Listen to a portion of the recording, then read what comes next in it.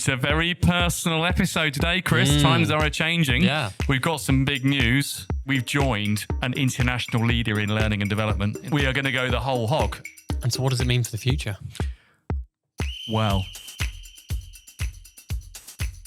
that's the very first, the big piece, Chris, is just... The reveal.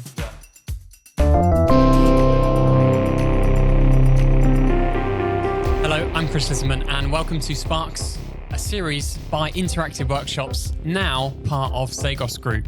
And I'm joined by Jonna, CEO of Interactive Workshops, now part of Cegos. And also MD of Cegos in the UK. Absolutely. And I'm also the group committee member for the US.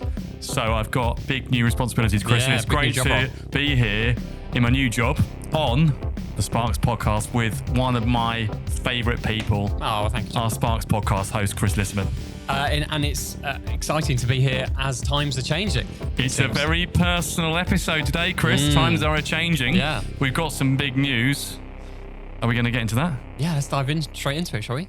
Big news, guys. We're rebranding. We are rebranding. We are rebranding. This is big. It's big, yeah. It's really, really exciting. Obviously, we've joined an international leader in learning and development in the Cegos Group. And as part of Cegos, we are going to go the whole hog. And you, Chris, you know me. Yep. In for a penny, in for a pound. Like to go the whole hog. Yeah. And Cegos itself is a multi-brand organisation. But we in the UK and the US, we are going to go straight for it and dive into being Cegos. Yeah, we are. And it's more than just a name change, isn't it? I think it is, yeah. I mean, I think for me, there's a chance to be fully aligned and fully part of the Cegos brand. And as you know, I got a career in brand marketing.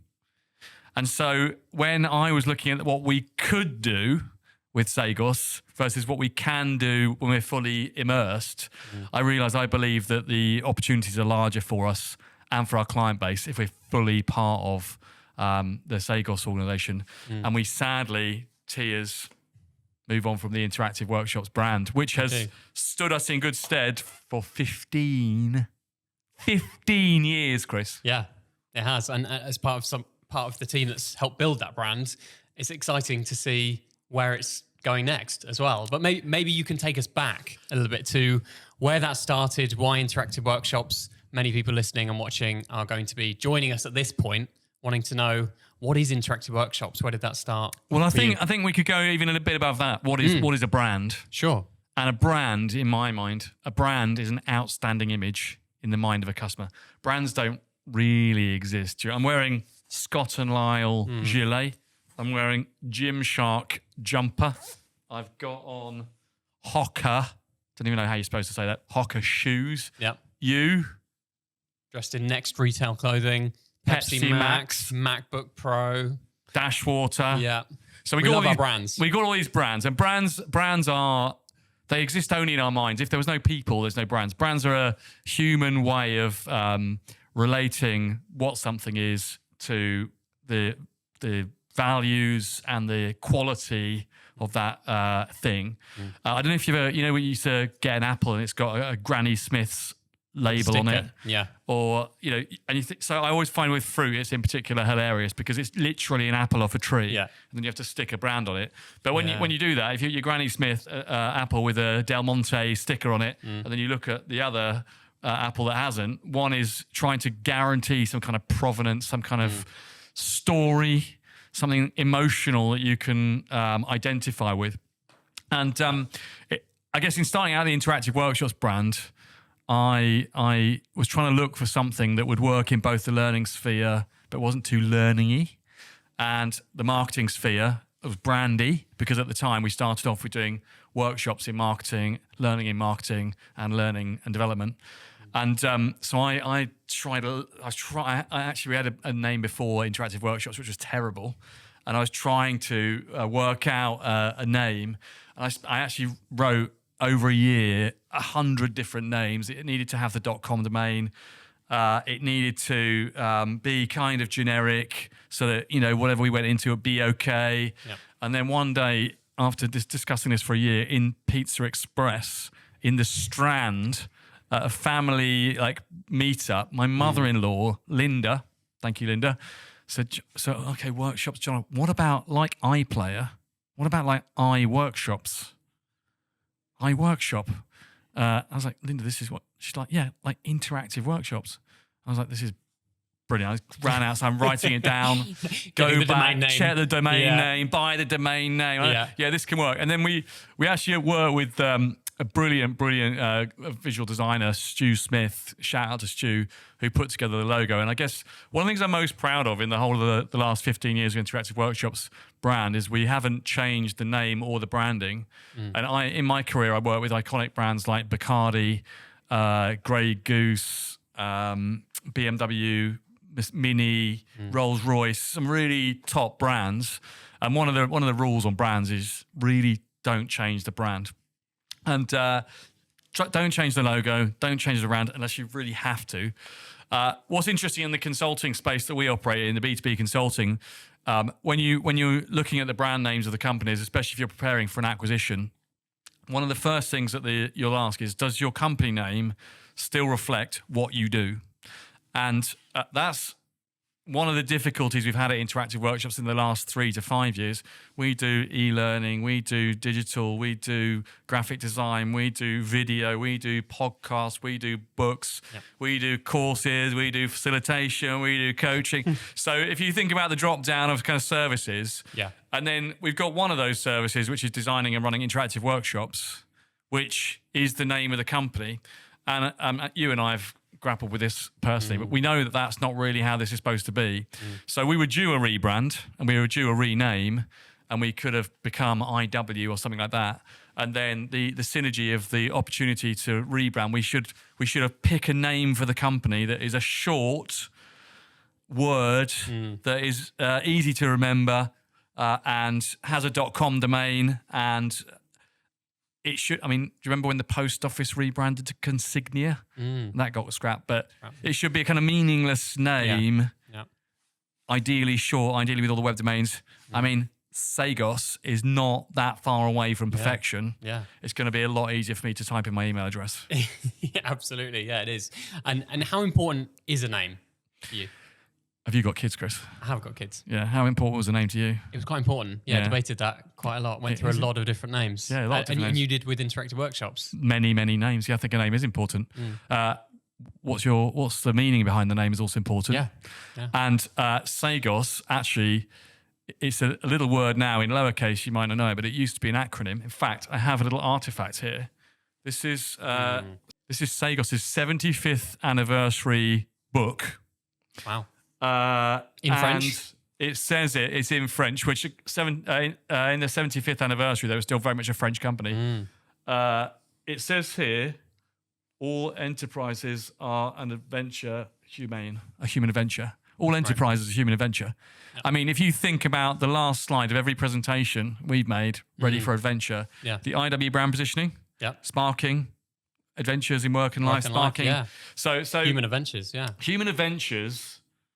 Every enterprise for human adventures, 75 years of history, 75 years of history. And now more. But Cegos originally, the name was an acronym, and it stood in English. It's basically the General Commission for the Scientific Organization of Work, the General Commission for the Scientific Organization of Work. So when Cegos was formed in 1926, it was a company that was an organization, an association, so democratic, flat association for looking at how the scientific organization of work could improve how organizations ran.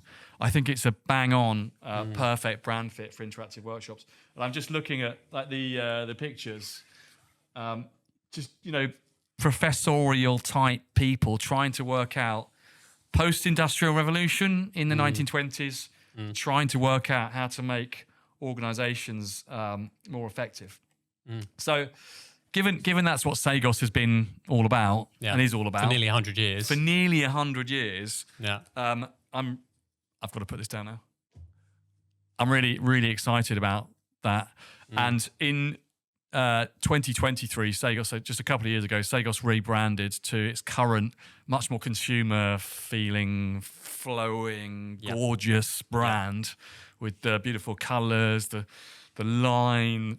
Yeah, it's they've done a really very good strong, job isn't it? in Paris. It's very, very strong. Yeah, very strong. And we're adopting all of that, and that is going to be us. We are Cegos in the UK And the US. and the US. How do you feel about that? That's a very exciting thing, isn't it? Yeah. I think having been part of building the Interactive Workshops brand, it's exciting to see, like, as you say, a rebrand that was probably due, but it's not just us inventing a new name, picking a new colour scheme. It's adopting 100 years of history in how people learn, how organisations work. It's adopting all of that as well. Chris, it's really professional, I'm going to be honest. It's very professional. And I'm just going to give you some stats from Cegos Group. Go on, hit me with some stats. And then you tell me how many the equivalent IW stat you think it is. Okay, yeah. So, present in more than 50 countries. Interactive Workshops. 2. Present in 2 countries, yeah. 1,500 global employees. 30. Yeah. Give or take. 3,000 partner consultants, real experts in their field. Yeah, 10 at most. Okay. 3,700 digital assets ready for immediate deployment, turnkey in any organisation, any LMS. About 30. Not even. 20 languages. Nearly all the L&D is available in 20 languages. IW. Barely more than one. Yeah. 250,000 people trained per year face to face. Ooh, that's an interesting one. Yeah. What would you say? I was trying to work it out. I mean, if we ran 5 courses a week with 20 people on them, it's 100 a week. So 5,000 a year. Yeah. 250,000. Okay. 20,000 customer companies. What, we've got about 70? Yeah, it's about 70, 80. And 2.5 million connected learners, as in people accessing digital content. In the network, accessing digitally. Yeah. I mean, we don't have any more than the people we see face to face or in the virtual room, do we? So I think it's phenomenal. Yeah. I think the other part there, present in big presence in Germany, big presence in Spain, huge presence in France, big presence in Italy, massive in Portugal, offices big in Brazil. It's got China, Italy, Mexico, Asia Pacific. Yeah. I guess on a kind of strategic level, our part, we've also brought the United States to the party. Yeah. I think from a English-speaking perspective, we've obviously invested in the countries where we have good presence, English-speaking market, US and UK. Yep. And Cegos had a presence in the UK and worked in the US, but we now are bolstering all of that. Yeah. So we've got everything covered. We've got UK, US, South America, all of Europe, Asia, next stop, Middle East, Africa. Yeah. Absolutely. And I guess the way we've always worked is we can pick up a passport and go anywhere. But now the reality is we are already everywhere. I was looking at that actually from the offerings. Obviously, Interactive Workshops, we've really delivered a lot of bespoke learning and development. That's our sweet spot.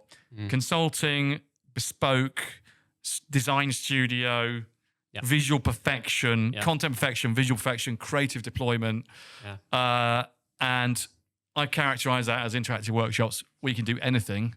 Cegos has already got everything, and it's actually one of only 10 organizations in the world that is recognized as being able to do everything in learning and development, which is bespoke, managed training services, so full outsourcing, full course content, every topic, every piece of content, digital, and obviously the consulting and the international deployment as well. Yeah. Very exciting. I suppose the question is why so soon after the acquisition to go full rebrand? Yeah. And I think that's a very good question. It's a little bit risky. Obviously, our customers love us. And I'm looking at the strategy. I'm a full alignment guy. So there's no point working in any organization and saying, well, what they're doing up there, I don't really agree with that. If you don't agree with it, you've either got to challenge it until you do agree with it, or you've got to get on board with it. But there isn't any point saying, well, what we're doing is better or different from what's happening there. So from a strategic point of view, I'm inclined to that full alignment. That's what I want from people in my team. I want people in my team who, when I say let's go, they say we're on this. If I'm making a mistake, they'll say, Jonna, it's great that you want to do this, but I think this might be a mistake. Should we talk about it? But in the case of Cegos, they've acquired us, and if we fully align, we can use all of the central materials, all the central courses, all the central marketing materials, all the R&D, all the research, and we'll be able to deploy that to our clients, for our clients, really, really easily. And I also actually, on a personal level, I want to build Cegos' brand presence in the industry in the UK and the US. I was talking this morning to the Learning and Performance Institute. How do we take the Cegos brand and put it into the UK, put it into the US? My contacts in Europe, when I said, we're acquired by Cegos, they said, oh yeah, great, oh yeah, they're brilliant. I've worked with them before. In the UK, I think lesser of brand knowledge. In the US, lesser as well. So that's what we're going to do, and that's why I'm going for it straight away, so that we get the shortest possible timeline, like Agile, maximum possible benefits. So, Jonna, what does it mean for the bespoke offering that we've typically offered as interactive workshops? Cegos offers a lot more off the shelf. Very good question, Chris. And again, coming back to strategy, so it would be a big mistake to try to be something we're not. So we're part of a group, and the Cegos group want the IW team, the UK team, the US team, to do everything that they have been doing and be exactly who they are. They don't want to change us. They don't want us to offer our clients something massively different. They don't want to try and change our brand, our proposition. So we're going to carry on exactly delivering what we have done. So if you're Airbus, Savills, Siemens, M&S, Schindler, insert other client name here, you'll be able to get exactly the same stuff from me, from the team, from your people. You'll be able to get all your studio design work, your e-learnings, everything. So I think that in terms of business continuity, same people, same skill sets, same proposition. A lot of what's behind the brand is the same. Everything's behind it. Same office, same podcast. And that's because we've done well. We've done really, really well like that. As I say, it's the brand name changes. We're actually also going to still use a lot of orange. I think Cegos has got a lot of orange, and we're going to continue to use a lot of that. I like that orange, Chris. Yeah, we'll keep a little bit of that. Yeah. It's a little bit in the DNA, it feels like, even post-rebrand.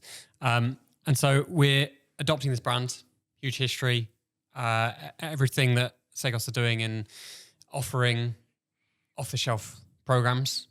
We've got that as well. I mean, this is part of the excitement of joining a very, very well-established organisation, is that it has the learning collection. They already do their own white papers. It has a full, suite of everything that we need to do good business. And I think also it's clearer on its mission. It's clearer on its values. We've always been clear on our values.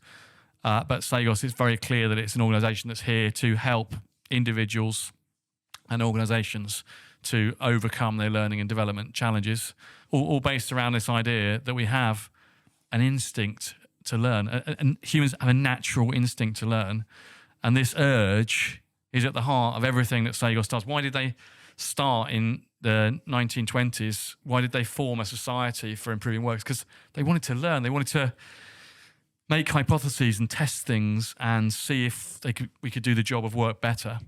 And so I think Cegos is very clear on that. It's very clear on its strategy about how it goes to market. It's very clear on where it wants to be. It's working in almost every vertical, energy sector, technology, manufacturing, luxury. So it's a very well-established group with expertise in all the areas. And so what does it mean for the future? Well, that's the very first, the big piece, Chris, is just... The reveal. Yeah. The big news, Chris. First up. This is like a physical rebrand. This is a metaphorical, same Jonna, same tasting clothing. Yeah, different branding. I've got my... Cegos gilet. Cegos gilet. Looks good. Thank you, Chris. Where can I get one? Available from all good fashion retailers. Oh, very good. No, you have to speak to the marketing team. Yeah. So I think this is metaphorical, isn't it? You're gonna be Chris, I'm gonna be Jonna, the team here, exactly who we've been, but we're now aligned to this great global brand, which across the world does have top of mind awareness in the industry. And I think, again, if you think about the branding, what's been done by the team in Paris to put together a really fresh, very dynamic consumer brand, consumer feel brand, I think it's going to be a really, really great vehicle to take us. So 2026 is 100 years, maybe another 50 or 100 after that. Yeah, you could do. And the name has taken Cegos over 100 years. Well, they've managed somehow to keep the DNA from 1926 to 2024. Yeah. It's worth pointing out as well. Do you know that they started doing L&D consulting in 1937? So the stuff that we do has been done there. Maybe not 100 years, but it's a decade 89. away. 89. Yeah. And with the rebrand, Jonna, comes a new set of brand values. What are those for Cegos? Well, the IW core value? Intrigue. Yeah. Well, at Cegos, what their whole brand is based on is this innate urge to learn. And I feel like intrigue and the innate urge to learn, they're actually extremely close. Parallels, aren't they, really? That urge to learn, the innate urge to learn is a kind of curiosity. Yeah. And intrigue is basically interesting and or curiosity. So I feel like the brand propositions are similar. Yeah. No one probably knows the Interactive Workshop brand values, but our brand was based around sharp, relational, energetic, and then we added creative. Cegos' brand values are based around agility, which I think, I've written a book, The Agile Secret, but agility is very much part of what we've been doing here. Sharing, which is the relational part, very, very much about people and being connected together. And then commitment, which is about the professionalism, delivering what you say you do. We would call that sharp. Yeah. So I feel like you could put those two brand models together and say, okay, well, intrigue with sharp, relational, creative, and energetic, and then urge to learn, the urge to help people get better, overcome challenges, agility, sharing. Commitment. They're very similar. They're really similar. And I think you can see that in the way the brands have worked themselves out as well. Right. And what I guess I'm really most excited about is when I walked into the Cegos headquarters in Paris and walked into their foyer and met Benoit and Emanuele and Alexandra and Patricia and Guillaume and the team there, and then met the people there, and then walked around the offices there. The culture and chemistry and the human touch and the connection and the sort of a professional version of casualness. I think that you get in a lot of learning and development teams, a lot of training centres and academies, that everyone's, they're professional, but there's a real warmth to it. And I know that we share the same underpinning values. And I know that the way that the business is managed there, the way that the team is run there, the expectations of us is on the same value sheet as we would run our business.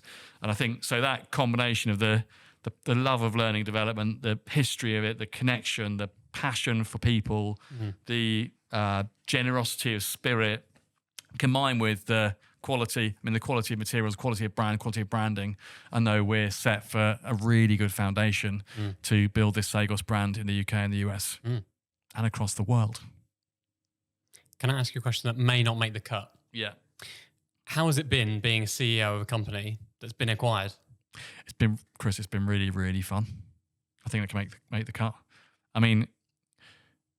Acquisitions are supposed to be hard. This has been so good. What's been good about it? The good thing about it is that I think the way that Cegos has treated us has been outstanding. The way that Emanuele and Benoit and the team, Ruben, have managed the acquisition process was outstanding. The quality of the people that they work with to put it all together.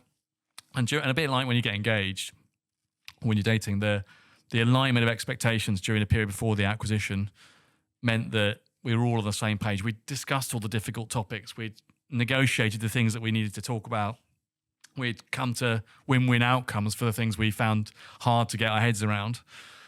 So the setup was good, really good.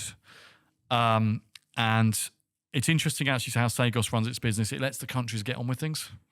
And that freedom to continue to do what we have done and the respect to share with us that we've been successful, so carry on doing what you do, has been really, really phenomenal. Plus the warmth, I guess. And I think for both parties, if it was just a financial transaction, that's one thing. It's not. It's the strategic acquisition. And I believe also that we can add something to the group. It's not just scale or volume. It's that we can add something to the group. The creativity I mentioned, the studio. Cegos has a studio, but our studio also being based in London, like one of the biggest business cities in the world, and New York, one of the biggest cities in the world. The English-speaking savvy. I haven't demonstrated it always on the podcast, but there's things that we can bring. And actually, more than that, our spirit, our joie de vivre. My boss messaged me saying, I know you already appreciate your sense of humour and keeping things fun. And it's, there's a certain lightness that that I think we can bring. And yeah, it's been brilliant. And how has it been to lead the change, as it were, for the teams on the ground here, the US? I know you talk about structured or unstructured change, and you also talk about top-down or bottom-up change. Should it be leadership teams calling the shots on how you change, or should it be the people, the organisation? I think you can go about it a number of ways, Chris. I'm always minded of this brilliant study that I looked at university, which is human-centred design. But they were a university building, and they wanted to know where to lay out the paths in a courtyard in a new building. And the building had many doors, and they didn't know where to put the grass and where to put the paths. So what they did for 6 months was lay gravel and then look at where people walked. And, you know how like a little trail would develop? Yeah. And then when they laid out the lawns, instead of having to keep off the grass signs, all the paths connected to all the doors. It's called a desire path, actually, where a path kind of comes through the grass because people have walked on it. Yeah. In my local park, there's loads of them. There's the path which is laid out, and then there's where everyone walks. So in terms of change, I mean, if you're under pressure and you've got a tight timeline, I think it's possible you might need to make some top-down decisions and say, we're just doing this. My method of change is certainly the latter. See what paths forms, and then we'll tarmac over those. but I mean, I think it's very, very enjoyable. If you can handle the ambiguity. People ask me every day, so could you make a decision like this? Well, yeah, I can, but should we just see what emerges? Team structures. Well, what are you going to do? Well, we've already got team structures and they're already working to some extent. So should we see what happens? Okay, well, how? Well, let's bring people together and let's see who gets on and what value A can offer to B or vice versa, who wants to collaborate.